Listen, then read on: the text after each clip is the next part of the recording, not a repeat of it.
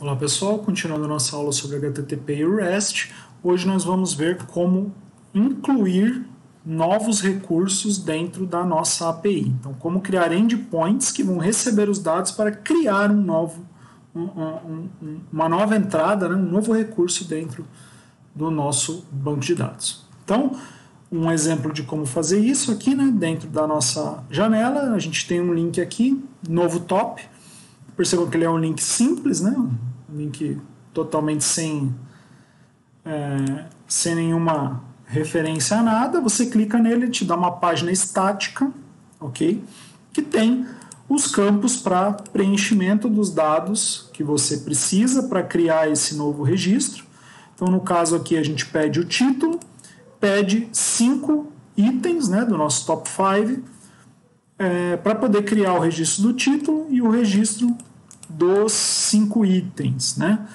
O identificador ele vai ser criado pelo servidor, front-end não precisa saber nada disso, e o número de curtidas vai ser 0 por padrão, ok? Tanto para o título quanto para tanto para o top quanto para os itens do top. E a gente vai ter um botão criar aqui, que a funcionalidade dele vai ser captar esses dados aqui, montar o objeto, fazer a requisição para o servidor e mostrar o resultado aqui na nossa tela. Então vamos ver como é que ficou o nosso front-end aqui.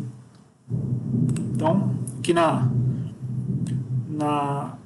página novo, HTML, né, no nosso head somente referência ao estilo, sem novidades. E a gente tem agora a figura de um formulário com os nossos campos. Tá? Então eu tenho o campo título, o campo item 1, item 2, item 3, item 4 e item 5. Todos eles são inputs do tipo text, campos de digitação, mas nesse curso já foi ensinado a trabalhar com outros tipos de campo. Não tem diferença. E a gente tem um botão de submit aqui para enviar, né, para indicar que esse formulário vai ser enviado quando clicar nesse botão aqui chamado criar. Okay? Além desse formulário, a gente já viu esse padrão em outras páginas, né? Uma div para colocar a mensagem, um link de voltar para a página inicial e uma referência ao nosso script novo.js. Okay? Então esse novo.js é o cara que a gente vai usar aqui nesta tela. Então vamos analisar esse cara aqui. Novamente uma referência para a área de mensagem, né? Igual a gente fez em todas as outras páginas. Um método aqui chamado incluir, que vai ser chamado quando se clicar no botão criar. E o iniciar. O que o iniciar faz? É o iniciar mais simples de todos. Ele simplesmente faz uma referência que quando for clicado no botão submit, ele vai para a função incluir. Então ele pega de documents a lista chamada forms, com todos os forms do documento, pega o primeiro, né? Isso é o arranjo, 0, né? Item 0, e coloca submit. Eu poderia ter colocado um ID no form aqui e procurado pelo ID também, daria na mesma, não tem nenhum problema, tá? Mas é um evento colocado no form, apesar de que quem dispara ele é o botão, tá? Ok? Ou então você coloca o botão e testa o clique do botão. Dá na mesma, tá? No final das contas dá na mesma. E aí ele vai chamar essa função incluir, só quando o usuário clicar no enviar. Tá? Então, a tela vem limpinha aqui. Quando o usuário clicar no submit aqui, né, no botão enviar, aí sim esse código vai ser executado. Tá? Então, o que ele faz? Ele faz o prevent default, ou seja, ele não vai fazer a função padrão de um formulário. O que é a função padrão de um formulário? Pegar todos os valores dos campos e tentar chamar ou get ou post até o servidor, tá? Com exatamente esses nomes de campos. A gente não quer fazer isso, a gente quer fazer com fetch para poder ter mais controle, tá? Então a gente não deixa fazer a função padrão do navegador. Isso é como se fazia antigamente, tá, gente? Hoje em dia a gente não faz mais post get padrão do formulário, tá? A gente faz sempre com fetch, que a gente tem total controle, principalmente se a gente vai falando do padrão REST, ok?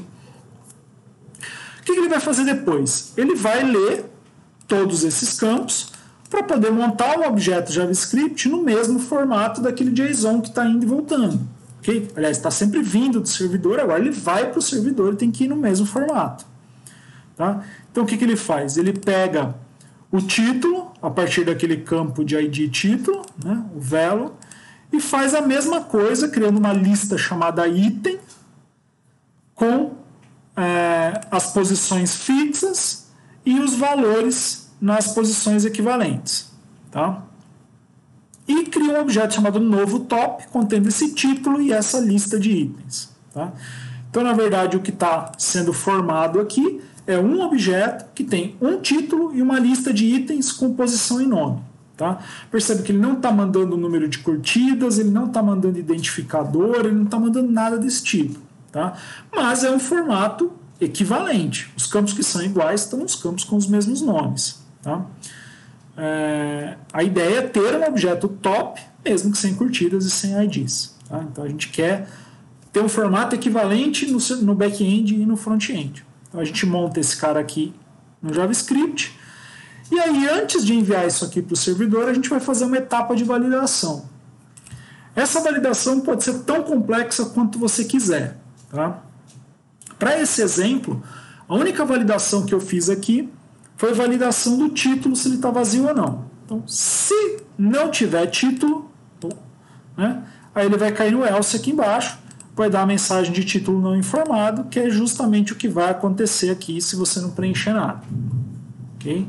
Então, isso aqui é uma validação ainda em front-end, veja que não aconteceu nenhum fetch aqui. Ok? Uma validação totalmente em front-end. Você poderia fazer toda a sua validação no front-end. Não teria problema. Tá? Porém, nunca deixe de fazer no back-end. Você pode deixar de fazer no front, você não pode deixar de fazer no back-end. Tá? Back-end, a validação tem que ser completa e pesadíssima. O máximo possível de validação que você puder fazer. Tá?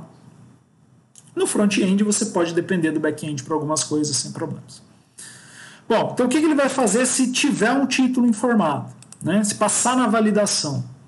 No caso aqui só tem essa, mas você poderia ter quantas você quisesse. Aí ele vai dar uma mensagem que está salvando e vai fazer o nosso fetch. Perceba que novamente a gente tem um fetch com URL e opções. O nosso URL é o URL da lista de tops, né? Porque eu não adiciono um top novo num top existente. Eu adiciono um top novo na lista. Então eu tenho o URL da lista, a mesma que a gente usou para obter todos os dados na primeira chamada que a gente fez. Só que eu preciso mudar os métodos, o método aqui nas opções, né? E percebam que eu tenho inclusive mais coisas aqui na opção. A gente já conhece o método, né? Então vou jogar ele para cima aqui que fica mais na sequência. Então, o método a gente alterou para o método post. Post significa enviar, né? É o mesmo início de postal, né? Postagem, cartão postal. Eu estou enviando alguma coisa para o servidor. A gente usa esse método quando a gente quer criar um recurso novo. A gente precisa dizer para ele no cabeçalho qual é o tipo de conteúdo que a gente está mandando, avisar que a gente está mandando um JSON, porque ele não sabe o que a gente está mandando, se é texto, se é XML, se é um arquivo, se é um formulário no padrão do form aqui, né? Ou se é outra coisa, ele não sabe. Tá? Existem várias maneiras, vários tipos de conteúdos que você pode mandar. Como a gente montou um objeto aqui, né, no JavaScript, com o nosso conteúdo, a gente vai mandar um JSON. Então, precisamos dizer isso no nosso cabeçalho, aqui dentro das opções do request. E eu preciso colocar esse JSON, né, que eu disse que eu ia mandar, dentro do meu corpo. Então, aqui, ó, método, cabeçalhos e corpo. Aqui no caso eu coloquei um cabeçalho só e no corpo eu vou colocar aquele novo top, só que ele é um objeto JavaScript e eu preciso de um JSON, uma string que tem um JSON. Como é que eu faço isso? Através desse método aqui, ó. JSON.stringify e o objeto. Tá? O que faz esse JSON stringify? Eu vou vir aqui no console. Se eu criar aqui, ó, let objeto é igual um cara assim, ó, teste, 2 pontos, 1, 2, 3. Ok? Então eu tenho o meu cara chamado objeto. Se eu fizer json.stringify e passar esse objeto, ele me retorna uma string que pode ser convertida depois novamente em objeto JavaScript. Ele pode ser transferido pela rede, né? E depois transformado novamente num objeto. Então, isso aqui é o que a gente vai usar para transferir. Isso aqui eu não consigo transferir, só está dentro do JavaScript. Isso aqui é a maneira de converter para string esse objeto. E depois a gente consegue fazer o parse de volta, né, para pegar esse objeto e transformar de volta nisso aqui. Tá? Então, se a gente fizer aqui, ó, por exemplo, string objeto é igual àquele meu JSON stringify de objeto, aí você vai ver que objeto é um objeto JavaScript e string objeto é uma string mesmo.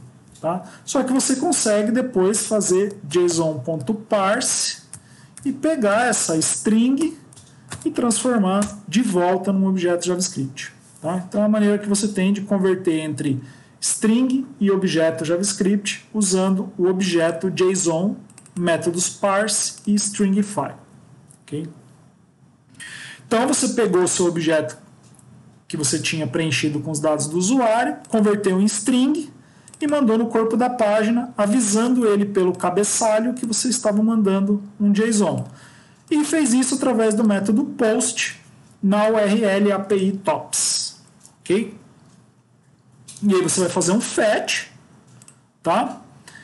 E aí percebam que independente de dar sucesso ou erro, eu já peguei o resultado e transformei em JSON antes, tá? Então, já vou explicar para vocês por que eu transformei antes, tá? Basicamente, eu transformei antes porque seja num resultado de OK ou seja num resultado de erro, eu vou precisar da resposta. Tá? Então, eu joguei aqui para antes porque as duas situações vão retornar um JSON. No caso de erro, eu do JSON pego uma opção chamada mensagem, né, para exibir qual foi o erro. Tá? Então ele exibe a frase erro ao salvar o top, uma quebra de linha e o erro. Porque esse erro retorna também nos resultados não ok. Né? Então eu posso fazer a conversão aqui antes. Tá? E obviamente, né, a gente já tinha visto, se não for válido, eu tenho uma mensagem fixa. Se for válido e aqui ele não é ok, aí eu dou a mensagem que veio do servidor. Então eu já sei que eu preciso retornar um objeto que tenha um cara chamado mensagem dentro, no corpo, né, quando eu tiver um erro, para eu saber aqui no front-end qual foi o erro que ocorreu. E se tudo der certo, né, aí o que eu tenho que fazer, né, se der um sucesso? Simplesmente dar uma mensagem lá, né, que o top foi salvo com sucesso, porque eu já tinha todos os dados dele, eu não preciso recarregar, certo? Todos os dados ainda estão aqui no formulário, né? Vão estar no formulário ainda. Eu só preciso dizer que ele foi salvo com sucesso e também preciso criar um link para o visualizar, né? Porque não tem nenhum link para a tela de visualização dele, a não ser que eu volte para a página inicial e procure por ele. Então eu posso, por praticidade, criar um link, né, na palavra top salvo, já levando para o ID que eu receber. Então perceba, se foi salvo com sucesso, eu preciso ter uma maneira de pegar o ID, porque eu não tenho ele aqui no front-end, porque ele foi gerado no servidor. Então eu preciso que esse ID venha no resultado, caso tenha sucesso. Da mesma maneira que eu preciso que a mensagem de erro venha se ele não teve sucesso. Tá? Então a gente tem aqui possibilidades diferentes de retorno, mas qualquer um dos dois tipos eu preciso converter do JSON para um objeto JavaScript. Então, por isso eu fiz ele antes aqui, né, a conversão. Então, vamos ver como é que ele funciona aqui. Ó. Vamos analisar um pouquinho o nosso tráfego de rede. Tá? Então, se eu mandei criar sem preencher o título, nenhum fetch foi executado. Se eu colocar um título, o que a gente pode colocar aqui? Por exemplo, frutas mais caras. Então, o número 1 pode ser... O que está caro hoje em dia? Está caro hoje em dia uma... como é que chama aquela? Pitaia. Está caro. E a outra coisa que está caro... Vamos dizer um kiwi. Nem sei se o kiwi está caro. Então eu vou chamar o criar aqui. Quando eu chamo criar, percebam que ele passou na validação, né? A gente só estava validando isso aqui. Mas ele ainda me deu um erro. Erro salvar o top, uma quebra de linha e diz que não foi informado o nome do item 3. Essa frase aqui a gente não fez aqui no nosso front-end. Ela vem do nosso back-end. Como? Através dessa chamada aqui, ó, que ele fez, para a URL da lista toda, mas usando o verbo post, o método post. E ele recebeu como resultado um 400 bad request. Okay? Então a minha chamada está com problemas. 400, erro de cliente, né? Nosso, quem enviou aqui, o front-end está com problema. Percebam que nos headers de request, eu tenho aqui o content type, que a gente setou lá na nossa aplicação. Então a gente disse o content type, que veio aqui no request header, e o nosso body vem aqui em request payload. Então isso aqui é justamente o nosso body. Se você olhar aqui, ó, é o JSON stringify do nosso objeto. Tá? Que ele aparece mais bonitinho aqui. Então ele tem o título e tem uma lista de itens, onde ele colocou 2 e deixou 3 em branco. Isso aqui o nosso servidor negou, retornando status 400. Na resposta, ele retornou mensagem, por isso que eu consigo pegar ela e mostrar aqui. Ó. Então ele montou um objeto que tinha uma propriedade chamada mensagem, para que eu pudesse pegar a mensagem aqui. Se eu preencher isso aqui completamente, então vamos dizer aqui que eu quero colocar o pêssego como uma fruta mais cara, quero colocar também a uva como uma fruta mais cara e o morango como uma das frutas mais caras. E vou criar. Agora ele faz uma nova chamada, percebam que o objeto agora tem todos os itens e a gente recebeu um resultado da família 200.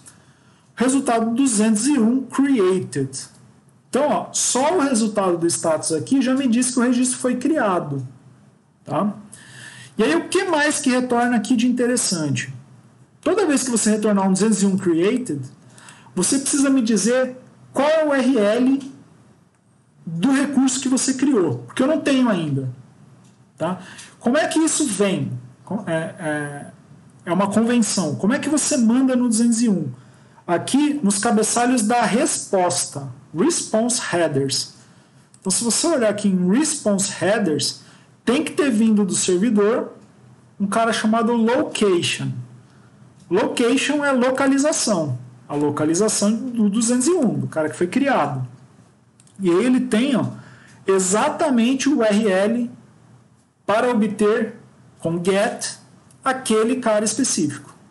Okay? Ou com delete. Se você chamar get, ele vai obter. Se chamar delete, ele vai excluir. Tá? E, obviamente, posteriormente, se você chamar o verbo correto, ele vai alterar também. A gente vai fazer isso também. Tá? Então, ele me trouxe aqui no location exatamente o URL para eu fazer o fetch desse cara específico. Se eu precisar, posteriormente, é óbvio. Nesse caso aqui, eu não preciso. Poderia fazer um fetch aqui para preencher outras coisas, como, por exemplo, se eu precisasse preencher o ID. Tá? Porém, também é uma prática que na resposta, caso seja created, você envie o objeto completo da mesma maneira que se fosse feito um get nesse location aqui. Cadê? No response. Nesse cara aqui. Ó. Então, como se você tivesse feito um get aqui, a ideia é que você já mande ele no corpo para que ele não tenha que fazer esse get. E aí você já consegue ter o ID, o número de curtidas, se você precisar, aqui já na resposta do 201. Tá? O que a gente vai fazer? A gente vai pegar só o ID para poder montar esse link aqui. Ó. Se você olhar, esse link aqui ele já tem o ID que ele acabou de receber. Ó. Ok? Que é um link para visualizar. Tá? Que ele já te manda direto para a página de visualizar, sem ter que passar pela página inicial, evitando que o usuário venha aqui, se essa lista for muito grande, tenha que ficar procurando, enfim. Tá? Então, a inclusão em termos de front-end, ela não é muito complexa. Tá? Em termos de back-end, tem alguns cuidados que a gente precisa tomar. Tá? Então, vamos ver lá como é que fica o nosso método de inclusão. Né? Então, ele vai responder a /API/tops no verbo post. E ele vai ter que receber no body, né, no corpo da página, um objeto do tipo top. Ok? Então, eu tenho que montar lá, né, a gente já viu que a gente monta no front-end um objeto no mesmo formato desse top aqui, para que ele receba. Então, se eu sei que eu vou receber um objeto desse tipo, da mesma maneira que o ASP.NET ele consegue converter para JSON na hora de enviar, ele também consegue converter de JSON na hora de receber. Então, eu posso dizer que o meu parâmetro de entrada aqui, ó, é um top, mesmo ele vindo do body. Não tem problema, tá? Ok? Então, da mesma maneira que a gente criava aqui, né, ó, uma string que viria da rota, ou uma string que viria da query string aqui, a gente também pode dizer que vai receber um tipo complexo, né, um valor de uma determinada classe, e receber ela do body. Ok? Só que não é normal a gente receber do body quando a gente tem um get, por exemplo. Tá? Receber no body é normal quando a gente tem um post, um put, tá? ou eventualmente um patch também. Tá? Mas no get e no delete não é normal você ter body. Tá? E aí o que eu faço com esse cara? Né? Eu vou incluir, recebendo todos os dados, e vou retornar possivelmente um cara só, que é o cara incluído. Então por isso o retorno dele pode ser um top. O que a gente faz aqui na lógica para inclusão? Eu vou pegar desse top que ele me passou. Primeira coisa que eu quero ver é se ele tem identificador. Por quê? Se ele tiver identificador, não é uma inclusão, certo? Se ele me mandou o ID, está errado. Ele não podia ter me mandado o ID. A gente não fez isso lá no front-end, mas evidentemente, como eu falei para vocês, no back-end isso tem que ser validado. Se ele me mandar um ID, eu já, na hora, retorno que a chamada foi incorreta. Um bad request, um 400. E, né, chamando o método bad request aqui, que vai gerar um action result. E eu mando um objeto aqui que eu não preciso definir uma classe para ele, tá? Eu crio um objeto anônimo aqui, então eu crio um objeto como se eu estivesse criando lá no JavaScript, sem definir classe nenhuma, e digo que lá dentro tem uma mensagem com essa mensagem aqui. Então ele vai pegar esse objeto, vai converter em JSON e vai retornar junto com o resultado 400. Ok? Então essa é outra maneira de você retornar um objeto, só que aí sem definir, né, o tipo. Tá? Aqui a gente usou o tipo do nosso banco, né, do nosso scaffolding de banco, e aqui a gente passou um tipo anônimo. Não me importa o tipo, eu só sei que ele tem que ter uma mensagem lá dentro. Tá? Bom, então se ele me mandou o ID, já está resolvido. Se ele não mandou o ID, então está na hora da gente fazer a validação, né? Aí, se ele me mandou o ID, nem é uma inclusão, certo? Se ele me mandou um ID, isso é outra coisa. Por isso que a gente precisa verificar separado. Aí agora, né, sabendo que é uma inclusão, a gente precisa olhar cada um dos campos e ver se está tudo ok. Tá? Isso aqui vai ficar grande, tá? São vários campos para validar.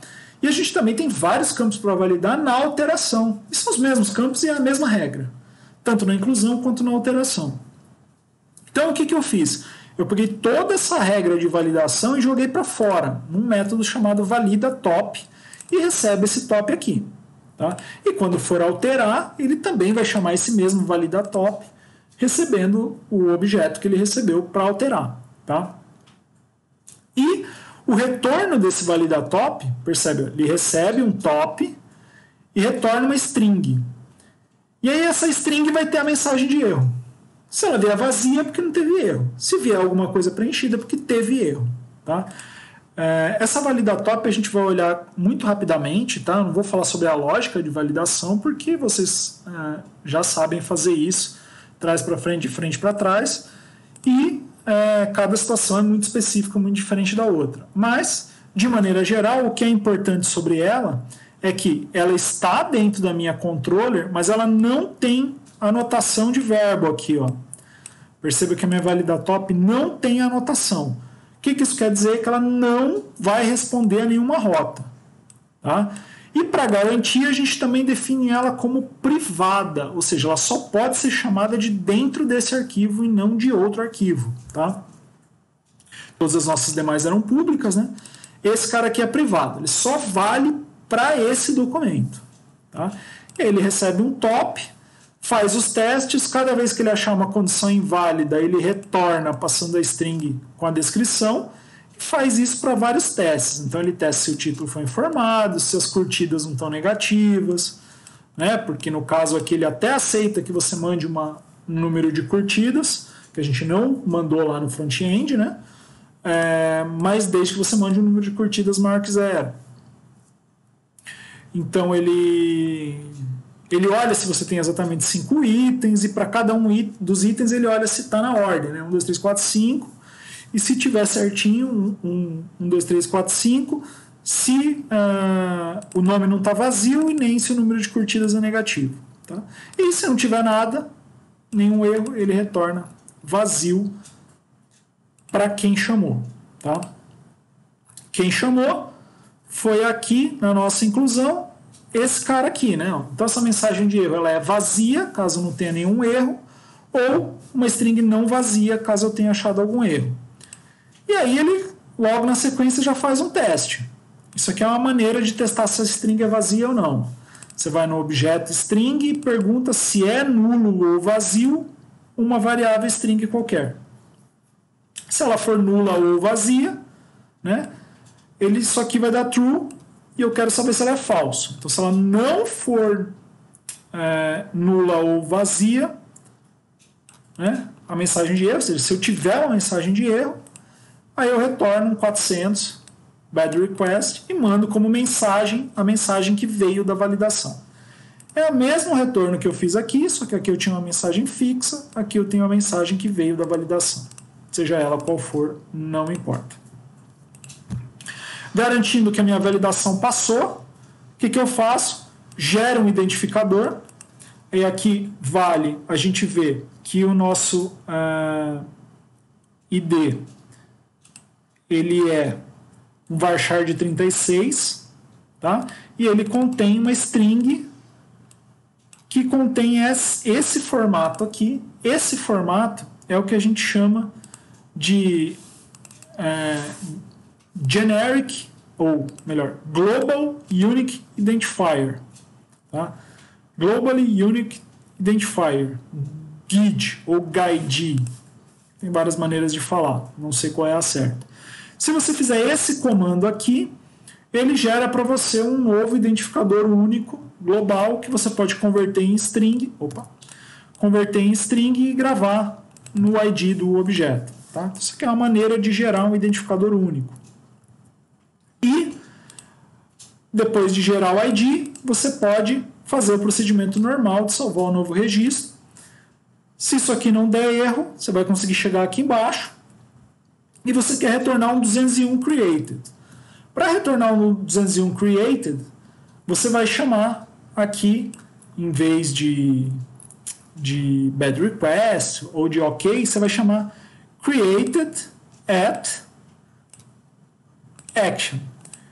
Para chamar created at action, você precisa passar para ele algumas coisas. Tá? Lembrando que o 201 created ele te exige que você passe para ele aqui, ó, não vou mostrar de novo, mas vocês vão lembrar que eu tenho que passar o header location com o URL do novo registro, né? Então, qual é o URL do novo registro? É o URL que eu teria se eu chamasse aqui obtain top passando o ID dele, não é isso? É o URL aqui, ó, né? Tudo que tinha antes, /API, /tops, /ID desejado. Eu poderia montar essa URL na mão, ou eu poderia fazer esse esquema aqui de, com essa construção, pegar exatamente esse método, passando como parâmetro esse cara aqui, ó. Ok?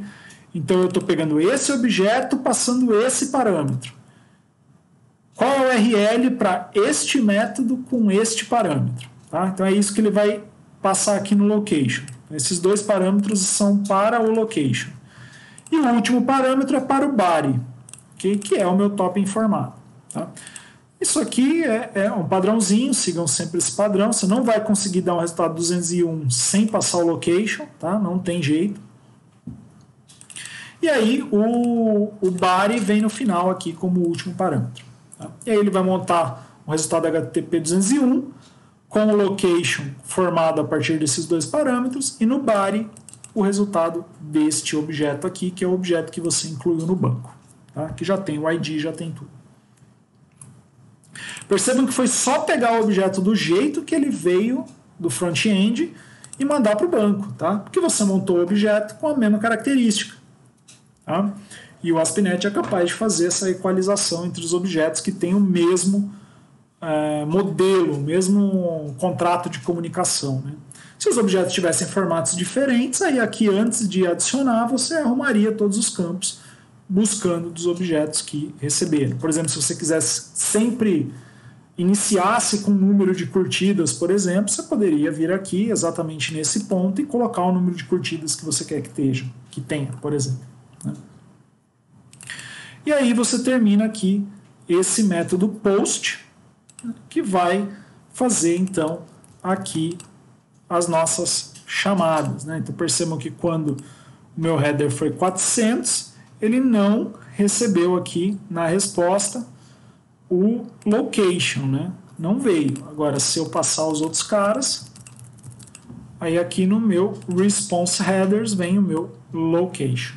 Okay? Então essa é a característica mais diferente das nossas inserções dos nossos posts. Okay? Então, nas nossas próximas aulas, a gente vai ver os métodos de alteração.